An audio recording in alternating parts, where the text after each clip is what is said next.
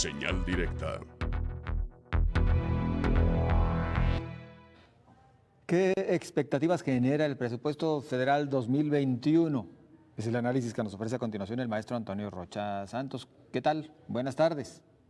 Muy buenas tardes, José Ángel.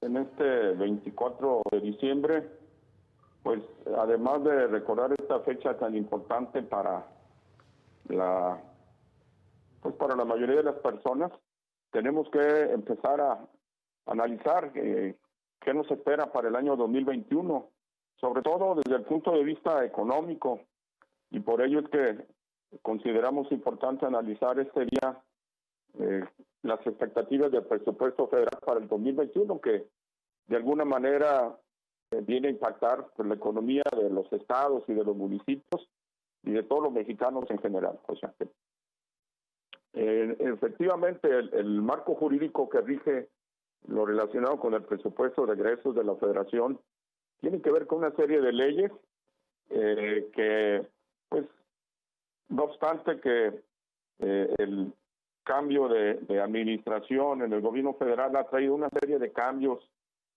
sobre todo en la estructura jurídica de nuestro país, ha traído un punto de vista diferente, pues la recesión mundial, los problemas de salud que ha traído consigo la pandemia del COVID-19, ha obligado a los gobiernos a tomar una serie de decisiones emergentes, pero es importante que esas decisiones se tomen de preferencia de manera consensada, o cuando menos tomando en consideración los problemas que todas las personas que vamos a ser afectados por el ejercicio del presupuesto federal, sobre todo los grupos organizados que ya tienen un análisis económico de las repercusiones que va a traer consigo estas decisiones presupuestales.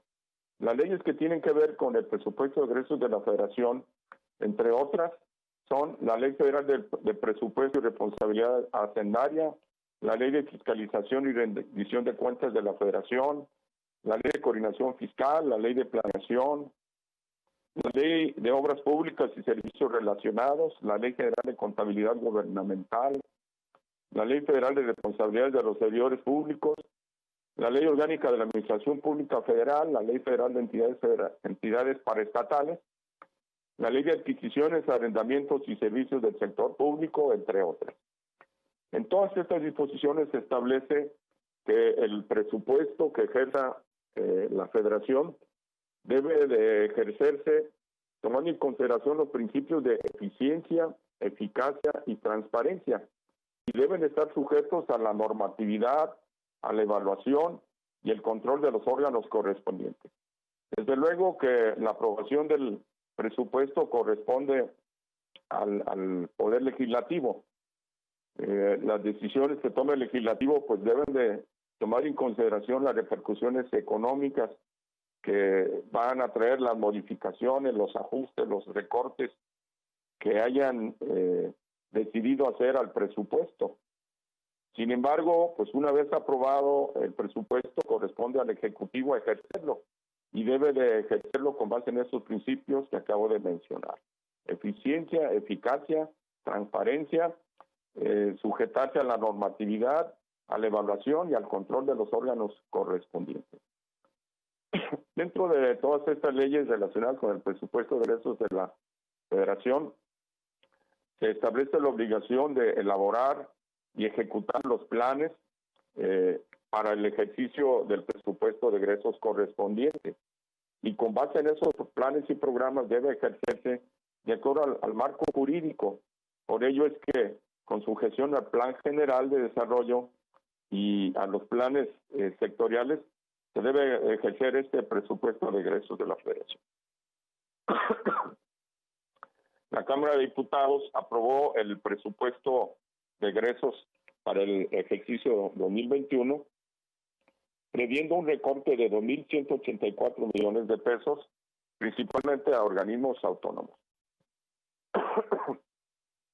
Pero también se contempla reducciones presupuestales a muchos estados en aproximadamente un 9%, además de que se eliminaron los fideicomisos, el Fondo Metropolitano, el de accesibilidad al transporte público, y también se considera que se eliminó del presupuesto el programa de fortalecimiento para la seguridad.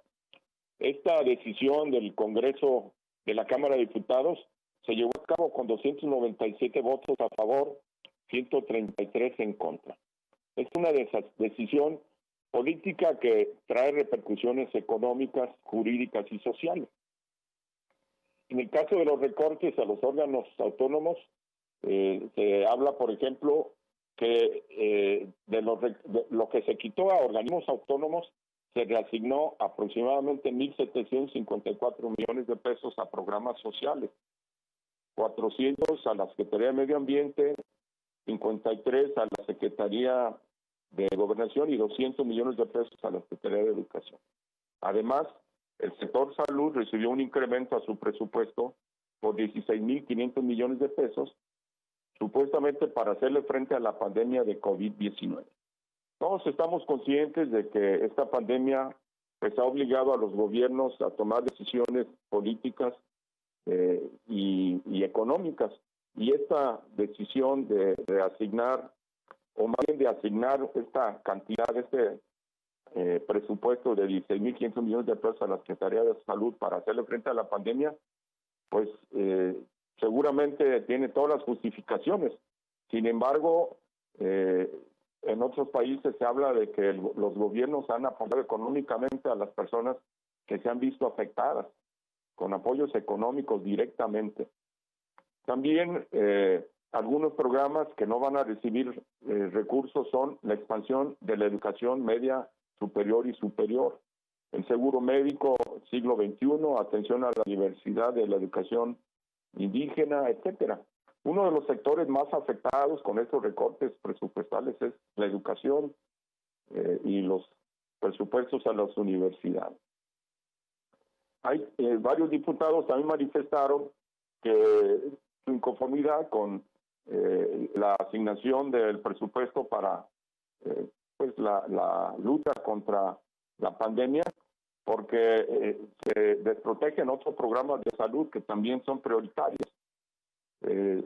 Según ellos, se quitaron 33.000 millones de pesos al Fondo de Salud para el Bienestar y se incrementaron solamente 16.500 millones de pesos, es decir, la mitad, para luchar contra el COVID-19. Se habla de una serie de recortes presupuestales, pero en la práctica muchos investigadores han coincidido en que en el ejercicio del presupuesto siempre debe haber prioridades, y todos han coincidido que uno de los temas prioritarios para considerar en el ejercicio de los presupuestos y que no deben someterse a recortes presupuestales, salvo casos de fuerza mayor como el que estamos viviendo de la pandemia, pero en la actualidad se habla de que la prioridad ahorita pues es el presupuesto para el sector salud. La segunda prioridad se estima, así lo han dicho investigadores, que es la seguridad, es decir, uno de los bienes más preciados de las personas pues es su integridad personal, su patrimonio.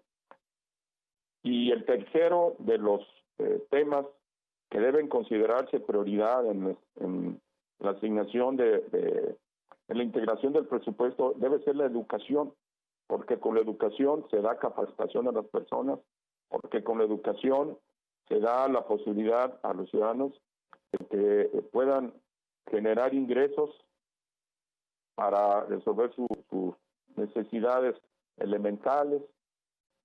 Sin embargo, en la práctica, como ya lo mencioné, en el ejercicio del presupuesto del 2021, se hicieron muchos recortes presupuestales a la educación, tratando de enfocar muchos de estos recortes a programas sociales.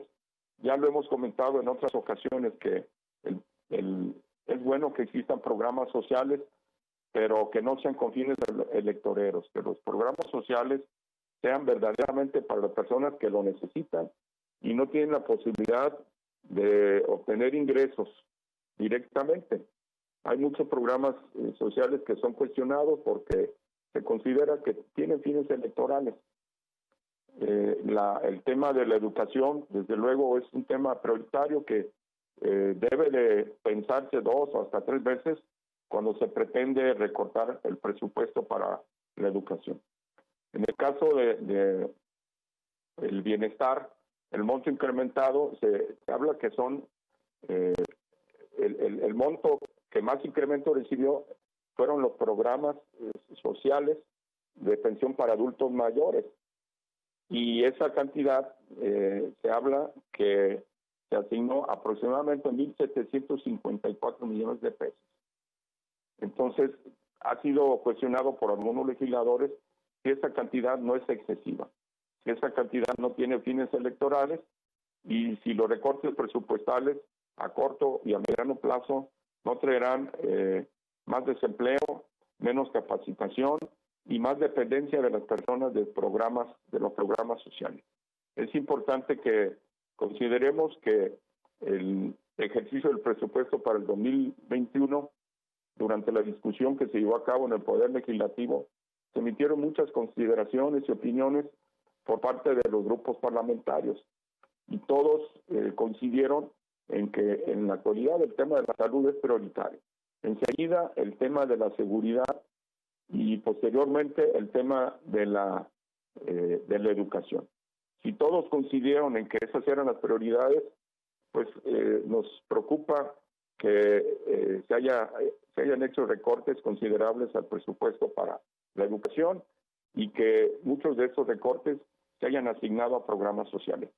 ¿Qué no será mejor enseñar a las personas a pescar que entregarles en la mano el pescado, ya facilitando las cosas?